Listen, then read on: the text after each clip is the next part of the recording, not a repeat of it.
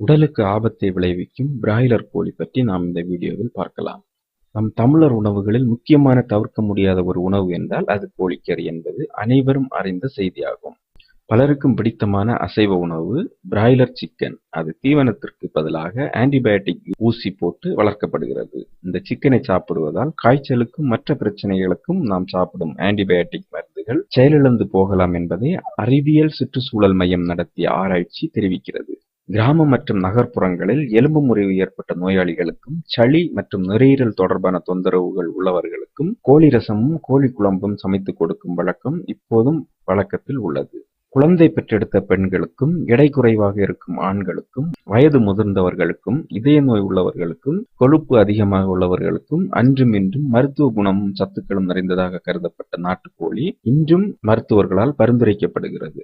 ஆனால் இப்போது பிரபலமாக இருக்கும் பிராய்லர் சிக்கனும் நாட்டுக்கோழியும் ஒன்றா என்றால் நிச்சயமாக இல்லை என்பதே உண்மை. நம் நாட்டில் பிராய்லர் சிக்கன் எனப்படும் கோழி அறிமுகப்படுத்தப்பட்ட காலத்தில் அதில் அதிக அளவு புரதச்சத்து மற்றும் மருத்துவ குணங்கள் இருப்பதாக சிக்கன் கம்பெனிகளும் மருத்துவர்களும் இணைந்து அறிவித்துக் கொண்டே இருந்தார்கள். ஒன்றுக்கொன்று எதிராக செயல்படும் ஆன்டிபயோட்டிக் ரசாயனங்களை கலந்து கொடுப்பது கோழிகளுக்கு வேண்டுமானால் வளர்ச்சியை தரலாம், ஆனால் மனிதர்களுக்கு நோய்களைத்தான் அவை உண்டு பண்ணும்.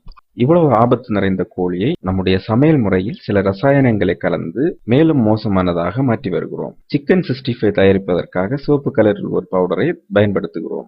அது நம் உடல் உறுப்புகளில் புற்றுநோய் ஏற்படுத்தும் தன்மை நிறைந்திருப்பதாக எச்சரித்திருக்கிறார்கள் ஆய்வாளர்கள். இவ்வளவு மோசமான உணவுப் பொருள் உள்ள நிறத்தை உணவு கலப்பட சட்டமோ அல்லது சுகாதார அதிகாரிகளோ தடை செய்யவில்லையா என்றால் அதை பயன்படுத்துவதில் சில கட்டுப்பாடுகள் இருக்கின்றன. பொன்சியூர் எரித்ரோசின் இரண்டையும் பயன்படுத்தினால் சிவப்பு நிறம் கிடைக்கும்.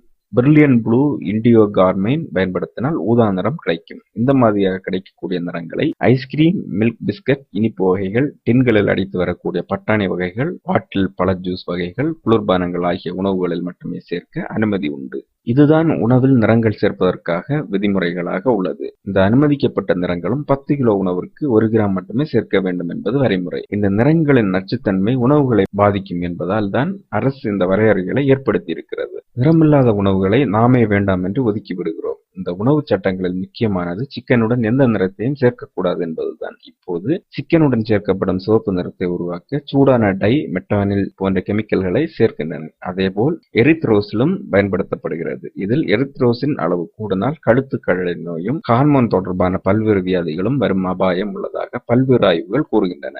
மேலும் வீடியோக்களுக்கு சேனலை சப்ஸ்கிரைப் செய்யுங்கள்.